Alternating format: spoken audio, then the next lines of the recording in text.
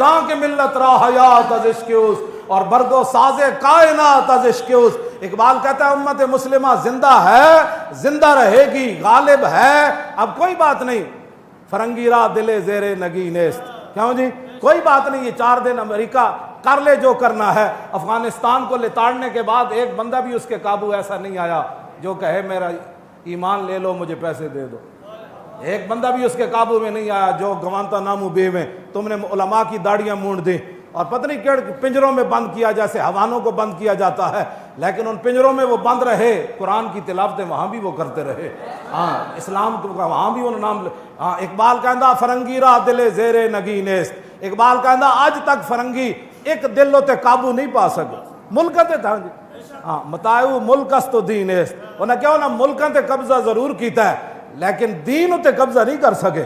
ہاں جتنا مرضی جہاں بھی کتنی پابندیاں لگیں، مسجدوں کے سپیکر اترے، میلاد شریف پر پابندیاں لگیں، ممتاز قادری تختہ دار پر لٹکا اور 1 لاکھ سے زیادہ بندے تاریخ لبیک کے اندر چلے گئے، تو کیا لبیک کا نعرہ بند ہوا؟ نا۔ اقبال کہنا فرنگی را دل زیر نگی نیست متاعو ملک است و دین است، انہیں کیا اس دا متاع اتنا ہی ہے، عراق دے کنویں تے قبضہ کر لیا، تیل دے کنویں لین آیا سی تے قبضہ کر لیا، افغانستان دے خزانے تے قبضہ کرنا آیا سی، خزانے لے کے چلا گیا، اور شام دے اندر جڑا کچھ ہوتے لوٹ مار سی امریکہ کر کے چلا گیا، لیکن پھر کیوں لرزہ بر اندام ہے؟ اتنا ظلم مچانے کے بعد پھر امریکہ کیوں پریشان ہے؟ کیوں جی خدا بندے کے در تحفے حریمش، اقبال کہتا ہے جتنے چمچے کٹ سے گئے وائٹ ہاؤس کا طواف کرتے رہے اور ملکہ برطانیہ کا طواف کرتے، خدا بندے کے در تحفے حریمش، کہتا ہے جتنے تمہارے چمچے کڑچے گئے یا حکومتیں کرتے رہے اور تمہارے دروں کا طواف کرتے رہے، صد ابلیس است یک روح الامین است، کہتا لکھاں ابلیس ضرور گئے لیکن محمد عربی کا ایک غلام بھی تمہارا طواف کرنے کے لیے نہیں گیا۔ یہ بات ہے، تم کیا سمجھتے ہو حضور کا دین ایسے چلا جائے گا؟ نا، یہ دین اپنی پاور رکھتا ہے، ہاں اس لیے اس دین پر کوئی غالب نہیں آ سکتا۔ ملکوں پر تم نے قبضے کر، یہاں بھی 100 سالہ برطانیہ رہا تو 1947 کے بعد پھر حضور کے غلام میدان میں آ گئے، تم نے ہمارے کیا چھوڑا؟ یہاں تو کوئی چیز ہی نہیں چھوڑی، ہر چیز لوٹ کر لے گئے جناب، لائبریریاں لوٹ کر لے گئے، حسین و جمیل پتھر لے کر، وہ کوہ نور جو ہیرا بھی تم لوٹ کر لے گئے، تو کیا پھر وہ ہیرے کی وجہ سے تو ہماری عزت نہیں ہے نا؟ ہماری عزت تو یہ ہے بمصطفیٰ برساں خیش را کے دی ہماؤز گربہو نہ رسیدی تمام بولابیس۔ امت مسلمہ کی وجہ پتھروں سے نہیں ہے، ہیروں سے نہیں ہے، تیل کے کنویں سے نہیں ہے، روٹی سے نہیں ہے، سڑکوں سے نہیں ہے، جہازوں سے نہیں ہے، امت مسلمہ کی عزت محمد عربی کی غلامی کے اندر موجود ہے۔ ہاں تم نے جس کو عزت والی باتیں سمجھی ہیں وہ تو ہمارے بڑوں نے، صحابہ کرام نے، حضرت نعمان بن مقرن آئے جب یزدگرد کے دربار میں اعلیٰ قالین بچھے ہوئے تھے اور بڑے بڑے قیمتی، تو آپ نے اپنی تلوار اور نیزے سے ان کو پھاڑنا شروع کر دیا، وہ کہنے لگے یہ تو ہم نے آپ کی عزت کے لیے بچھائے ہے، جب آپ کرسی پر بیٹھے تو وہ سونے کی بنی ہوئی تھی، آپ بیٹھے تو فوراً کھڑے ہو گئے، تو یزدگرد کہنے لگا کہ آپ نے شاید کبھی سونا دیکھا نہیں ہے، ہم نے تو آپ کے احترام کے لیے، آپ چونکہ ہمارے مہمان آئے ہیں اور مذاکرات کرنے کے لیے آئے ہیں، ہم نے آپ کے اعزاز کے لیے سونے کی کرسی بچھائی ہے، پہلے تو آپ نے ہمارا قالین پھاڑ دیا، تو اب آپ سونے کو جو ہے اٹھ کھڑے ہوئے، فرمایا سننا ہے تیرا قالین میں نے اس لیے نہیں پھاڑا کہ مجھے کو اس قالین سے دشمنی تھی، یہ جو تو نے بچھایا تھا یہ ریشم کا تھا اور ہمارے آقا و مولا نے ریشم سے کے استعمال سے منع فرمایا، اس لیے میں نے اس کو پھاڑ دیا، باقی رہ گیا یہ سونا، تو یہ کہتا ہے ہم نے دیکھا نہیں ہے، سونے کو پک طرف کر، یہ سونا میں نے اس لیے اوپر نہیں بیٹھا کہ ہمارے آقا و مولا نے اس سے منع فرمایا ہے، سونے کی تعظیم میں نہیں کھڑا ہوا، اپنے نبی کا حکم ماننے کے لیے میں کھڑا ہوا۔ یہ ہے وہ باتیں جو اسلام کی ہیں، تو جنہوں نے نہیں پڑھا وہ امت مسلمہ کو گمراہ کر رہے ہیں اور گمراہی کی باتیں پھیلاتے ہیں، آپ اپنے کان بند کر دیں۔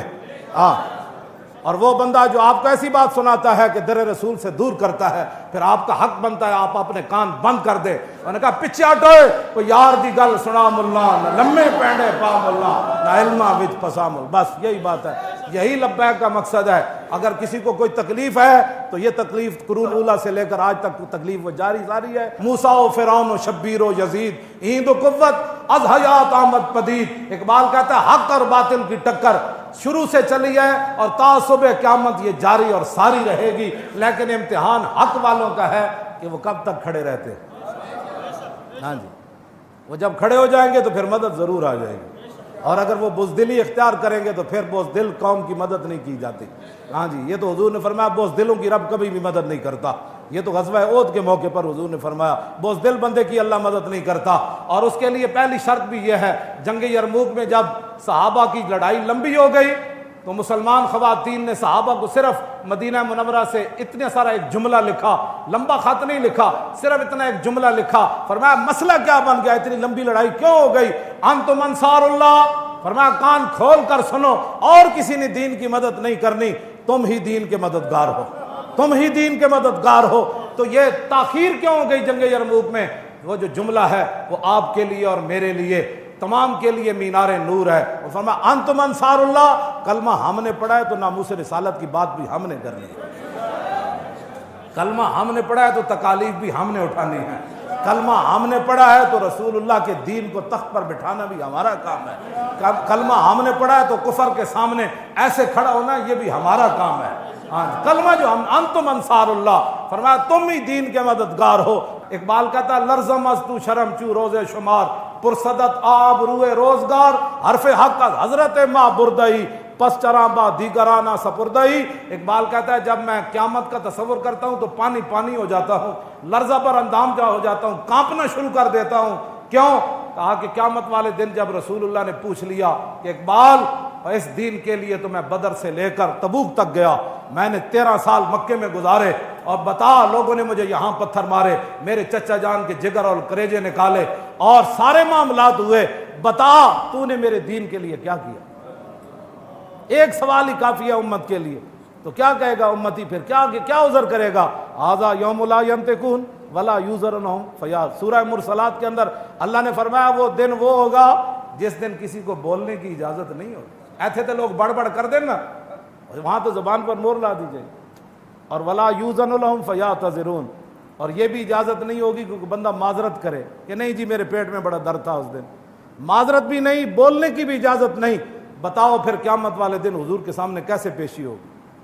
اللہ کے سامنے. اس دین تو اللہ نے اپنے حبیب کو عطا فرمایا. اس دین کے لیے کوئی کیا کر رہا ہے یہ مجھ سے سوال نہ کرے، اپنے آپ سے پوچھے کہ میں دین کے لیے کیا کر رہا ہوں، اور میں دین کے غداروں کے ساتھ کتنا بیٹھ کر دین کی مخالفت کرتا ہوں، اور میں دین کے غداروں کے ساتھ بیٹھ کر ناموس رسالت کر کیا بک بک کرتا ہوں.